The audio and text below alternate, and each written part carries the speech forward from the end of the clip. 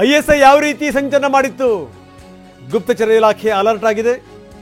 Railway ಇಲಾಖೆಯೇ target ಅಂತೆ. Kashmiri ಪಂಡಿತರೇ target. ಕಾಶ್ಮೀರದ ಈ ಹೊರಗಡೆಯಿಂದ ಒಳಗಡೆ ಬಂದಿದಾರಲ್ಲ ಅಂಥವರೇ ಟಾರ್ಗೆಟ್. ಇದು ಜಮ್ಮು ಕಾಶ್ಮೀರದ ಉತ್ತರ, ಕೇಂದ್ರ ಹಾಗೂ ದಕ್ಷಿಣ ಈ ಮೂರೂ ಭಾಗಗಳಲ್ಲಿ ಹೈ ಅಲರ್ಟ್ ಘೋಷಣೆ ಮಾಡಲಾಗಿದೆ. High alert.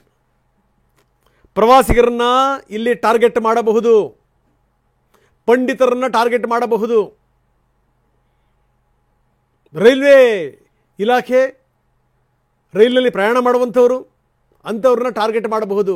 ISI ಇದಕ್ಕೆ ಸಂಬಂಧಪಟ್ಟಂಗೆ ದೊಡ್ಡ ಮಟ್ಟದ ದುಷ್ಕೃತ್ಯದ ಯೋಜನೆಯನ್ನು ಹಾಕ್ಕೊಂಡಿದೆ. ಗುಪ್ತಚರ ಇಲಾಖೆ ಈಗಾಗಲೇ ಮಾಹಿತಿ ಕೊಟ್ಟಿದೆ. ಹೀಗಾಗಿ ಹೈ ಅಲರ್ಟ್ ಘೋಷಣೆ ಮಾಡಲಾಗಿದೆ.